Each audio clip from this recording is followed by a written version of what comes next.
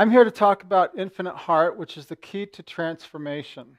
And I'm sponsored by the Institute for Global Transformation. I was raised a Christian Scientist with a Jewish father. I always felt that made me open-minded, although my ex-wife called me a little confused. Now, in Christian Science Sunday School, I learned about Adam and Eve, which I got. But I never understood who thus and thou and thee and hath were.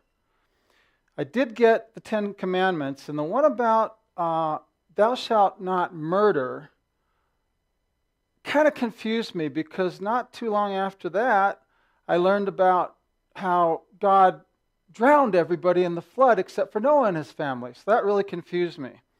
After that, I thought God was a little bit mean. Not moving. There's God. Okay, so I kind of X'd God out a little bit. I thought he was mean. I didn't like him very much anymore. Then, when I was in 4th grade, I learned about astronomy. And I read everything I could get my hands on astronomy. And in astronomy, I learned that there's a theory of creation called the Big Bang Theory, which says that everything in the universe came from infinitely small, infinitely dense particle. So that made a lot more sense to me at first than the creation theory of Christian Science. Except with my questioning mind, I asked, where did that particle come from? And no matter what I read about astronomy and cosmology, the scientists did not have an answer for that. I don't like unanswered questions. So I figured, okay, God, that's better than no answer. So maybe there is a God, I just haven't defined him properly yet. So at a young age, I was an empiricist before I even knew what that meant. So I was asking, where did the first particle come from? Now, my father, bless his heart, he always told me that, Michael, there's nothing you can't achieve if you really put your heart into it. Now, that key word was heart, and I didn't really get that because I started putting my mind into everything. So I questioned things. I always question things. I questioned authority because obviously the grand authority I already questioned because there was a contradiction there in his own rules. He couldn't follow them himself. So I was asking, what's the purpose of life? Why was I born? Why is there crime? Why is there bullies? I couldn't understand bullies at school. I was always defending the underdog against the bullies. Disease, suffering, starvation. By the time I reached age 18, my goal in life, hey, as long as I can fix anything, as long as I can achieve anything according to my father, I may as well go for the big one. I wanted to fix the world. So there was a scene.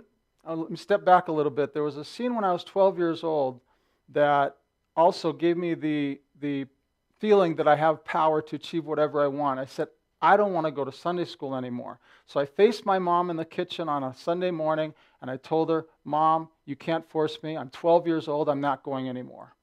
So she looked at me and saw I was ready for a fight if she was going to say I had to.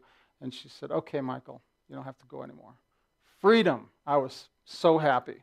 So during the last 40 years, I've studied quantum physics, philosophy, psychology. I got a certified hypnotherapist. I became a doctor in metaphysics. I studied all the things you can see on that list there. And after 27 years of those studies, I got to a point where I realized that I had developed my intellect to the point where I found fault with everything. Every one of those systems, there was something in them that I could find a contradiction that didn't make sense to my analytical mind, and I'd throw out the whole system and move on to the next one. Now, it was fun. I was learning a lot, and I'm not sad that I did that because it finally brought me to a conclusion you're going to see. One of the books I read towards the end of that 27 years was Neil Donald Walsh's book, Conversations with God. And in that book, he talks about something that blew me away. It's called the divine dichotomy. And the divine dichotomy basically goes like this. Two seemingly contradictory thoughts or concepts can both be correct or both be incorrect, or one can be right, the other can be wrong, or vice versa, depending on your perspective. Whoa, so something was wrong with my perspective. And then that brought me to a realization of some interesting things. I realized that your perception depends on your perspective, okay? They're different. And I looked at the word analyze and realize. And I noticed something funny that really cracked me up. When you analyze, you're anal. When you realize, you're real. I was being anal because I was analyzing too much. And you can only go so far with logic and analysis. You have to open your heart. And that's where I met Ilona. Ilona was a brilliant psychologist that I connected with, and we had fabulous conversations. Women are more connected with their heart in general, I think we'll notice as men. And she would always tell me at the end of a conversation, she'd say, Michael, you know, you're just not getting some things because you're analyzing too much. You're too much in your head. You have to open your heart. Because I would argue with her points until she just would say that. And I said, Ilona, okay, I want to open up my heart. If that's what I need to do, how do I do that? You know, I'm stuck. So I can give you a technique to do it, but I'm warning you, you might become more emotional. You might have more feelings. You might cry more often. I said, okay, give it to me. Maybe I'm fearless. Tell me what I need to do. So Ilona told me this. She said, Michael, when you're falling asleep tonight, you're going to be in alpha state just before you fall asleep. And what you want to do is this. Walk downstairs, open up a door, and imagine you find a forest path that leads deep into the forest. Walk into the forest path and just wait till somebody or something, either an animal or a person or an alien, I don't know what, but just be open to whatever might appear. I didn't believe anything was going to work. I was analytical still, and so I walked down the path, and it was a beautiful forest in my mind. Nothing came, and I said, okay, I didn't think it was going to work. I was a skeptic, and I was right, proving myself right? And I fell asleep. Next time I saw Ilona, I presented her with what happened. She says, no problem, don't worry about it. Do it again. This time, imagine that you are yourself as a little boy. I was like, okay, I'll try it again. It's not going to work, but I'll try it again. So, I'm almost about to fall asleep, walking down the stairs, open the door again, walking down the path, and I see somebody approaching me from the path down in the forest. We're getting closer and closer, and I see it's a woman. And then I recognize who the woman is. It's my mother, who committed suicide when I was 16 years old, living in Israel, and I hadn't seen her for 2 years. I never really mourned her death. I was detached from that moment on. So my mother approaches, and I approach her. We give each other a big hug. I melt into her arms, and she was my mommy. And I get teared up a little bit when I tell this. And my adult self that was in bed cried like I never cried before in my life.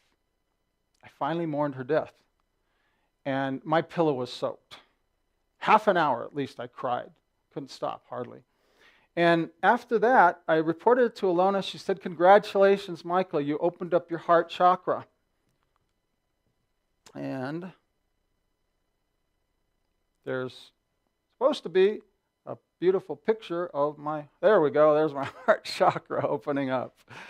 And from that moment on, I started to have some really amazing insights. I came upon a book called Love Without End by Gilda Green. She's channeling Jesus' teachings for our times, similar to the Course in Miracles. And it talked a lot about what it called in the book the Sacred Heart. Now, the Sacred Heart is this infinity star that is the essence of who and what we really are. It's infinitely powerful. And what I'd like you to take from this, if nothing else, all this other details is details, it's great, but take this away today. From now on, when you look at other people, remember perception, perspective, Okay, when you look at other people, you're immediately going to judge them as a man, a woman, young, old, tall, pretty, ugly, all these things that we immediately judge from our persona. But what I want you to attempt to do is pierce through that judgment, through that illusion of the persona, and perceive this pure, here it is. That's what the infinity star is. It's pure, infinite, unconditional love energy. All right? That's our essence. That's who and what we really are. And we can make ourselves in this physical form anything we want. Now, that infinity star is actually covered by shadows, shadow energies. And here are some of the shadow energies. Fear, ego, greed, jealousy, gluttony. There's shadow energies that are surrounding that essence of who we are. Now, there's ways to pierce those shadow energies, and that's using your infinite heart. When you connect with your infinite heart, you become empowered to the point where you can, if you see fear, you start feeling fear approaching you, you can take a strong stance, face it, and smash through it like Shotokan karate. Or, and now that's the male system, or you can use the feminine system, which is Aikido. Aikido is quite different, but it works the same way. You see the fear, you feel the fear, the greed, the jealousy coming at you. Just stand there nice and calm, feminine energy, right? No attack. And you just, as it comes towards you, you step aside, trip it, pull it, and let it go on its way. Doesn't even touch you. That's infinite heart energy. So there's an illusion that we are all separate. This is the key. This is the energy that gives power to fear, ego, greed, and jealousy. And it's an illusion. And we're fighting that illusion all the time. These are the shadow energies of our lives. So, the illusion that we're all separate. The infinite heart is the power that allows us to overcome that illusion. Infinite heart is a perception key that allows us to do that. Now, understand, it's important that we also perceive the illusion of separation, because that's what allows us to distinguish ourselves from others in this dimension. So that's important. Infinite heart perception allows us to perceive both the separation and the oneness at the same time. What you're going to learn when you connect with your infinite heart is, remember that divine dichotomy? You're going to have answers to questions where it's neither yes or no anymore. Okay? It's both. Depending on what? Your perspective. Perspective gives you the perception. Okay? You're playing the role as a woman in this lifetime. You have masculine energy in you. Are you a man or a woman? I'm both, but I'm pretending to be a woman this time in the game stage of life. Are you a man or a woman? Somebody's playing the role as a man. You can ask a lot of questions like that. Okay, next we have quantum physics. Quantum physics is an amazing science for analytical people who want proof that we're all one.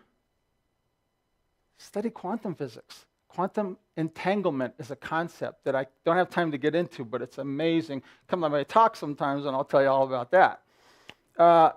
Einstein proved that we're all one. And here it is. This is the most famous equation in history. If you really look at it, there's a fabulous book, E equals MC squares, that analyzes all aspects of that. But anyway, energy equals mass. Mass equals energy. Equations are reversible. It's all energy. Everything's different forms of energy. Now we're going to do a little spiritual alchemy. Okay, we're going to play a game where we've got these concepts that I've thrown at you: perception, energy, oneness, practical, metaphysics, quantum. Okay, they're jumbling around in our heads. So let's do some spiritual alchemy. There's the spiritual alchemical pot. We're going to put all those concepts and names and words and letters into it and cook it and render it and see what comes out.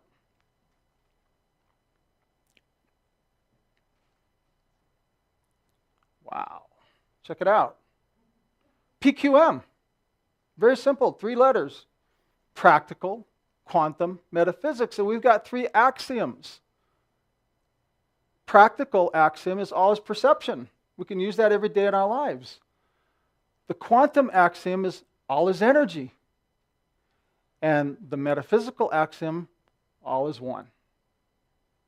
Okay, you study any deep metaphysical studies and you'll learn all this. Now, it's easy to memorize all 3 of these by a mnemonic, which is just Poe, P-O-E, like Edgar Allan Poe. And that comes out to Poe, perception of one, it's a sentence, perception of one energy. So simple. Just remember, perception of one energy. Now, all this is fine and dandy, but there's still something very important missing. And what is that? We're trying to spread, raising our consciousness throughout the planet right now in these days, getting up to 2012, December 21st, something like that. So the question I asked myself is, why isn't it spreading faster? What could be done to spread it faster? What could be done that would spread oneness consciousness? So here's my conclusion. Based on, we need a visual perception tool. What would a oneness symbol look like? So here's a quote from Joel Premack, who wrote the book, A View from the Center of the Universe. Symbols are the way to grasp the universe. They free us from the limitations of our 5 senses, which evolved to work in our earthly environment. Symbols are far easier to remember than the long logical argument or a mathematical equation. So you don't have to remember or study practical quantum metaphysics unless you want to come and it's interesting you.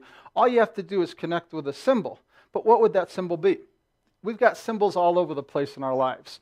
There's symbols for Christianity. There's a symbol for Judaism. This is, by the way, a sacred symbol that's much more than just a symbol for Judaism. I took a class for 4 hours just on that symbol alone. There's the symbol for Islam. We have logos for companies. Obviously, probably the most famous one is the Apple symbol. But we don't have a symbol for oneness. How could that be? There's symbols, they're mathematical symbols. Now here's a really interesting symbol. What does that represent? Love, huh? What kind of love? Unconditional love or human love? Exactly. That represents human love. Now, I saw that and I looked at it and I says, okay, what does the real heart look like? How did they get from that to that? And what's that point all about? And then I realized the pun. Human love, there's always a point. I'll love you if you're this or that. If you're not this or that, there's always a point to it. Get the point? So, but it's a very interesting symbol, but it needs to be changed.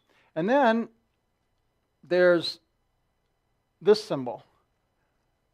How many of you, raise your hands if you're familiar with this?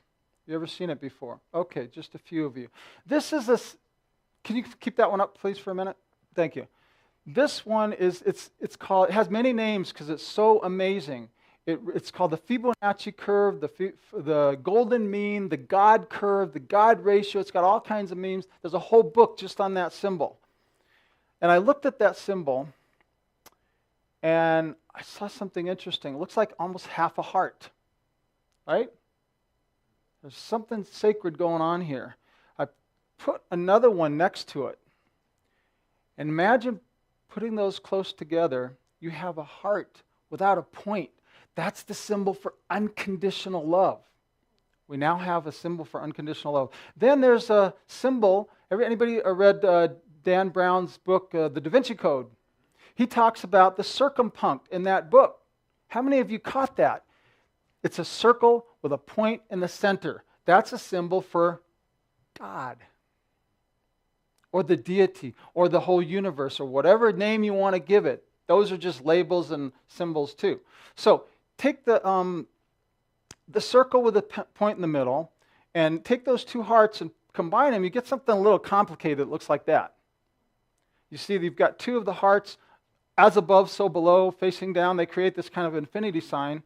But there's another symbol that we missed out on that's very important. That's the yin-yang. Remember when I did the karate thing? The yin energy, the yang energy, you combine. But that represents duality. We want to raise our consciousness above duality consciousness to oneness consciousness. But at the same time, remember both? So that's going to be in the symbol too. So here we have the yin-yang, which is, by the way, it's called the Daijitsu is the name of that. We call it yin-yang. The circumpunct, the Fibonacci curve, and the infinity sign, all amazing symbols. Now let's do some sacred alchemy, spiritual alchemy again. Let's put all those into that spiritual alchemical pot and see what it renders. See what kind of symbol the universe is telling us to use for the oneness symbol. Ladies and gentlemen, I give you the universally accepted, hopefully, eventually, oneness symbol. There it is. Okay?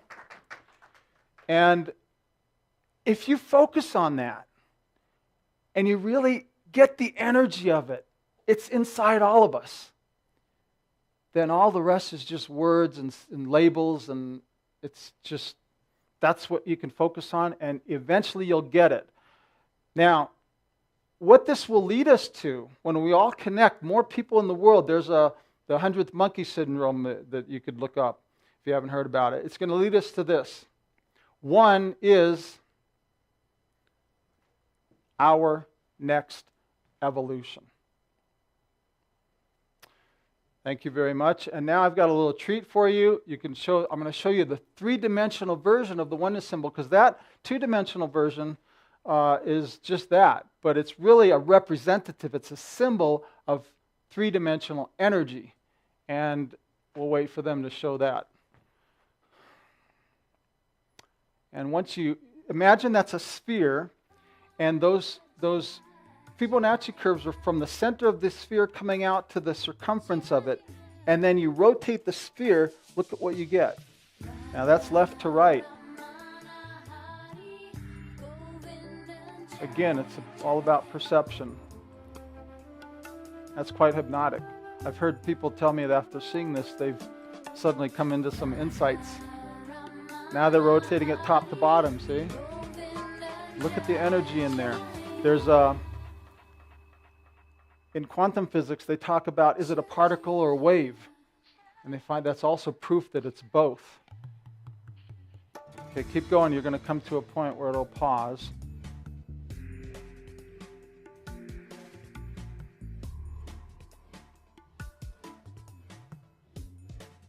Okay, there.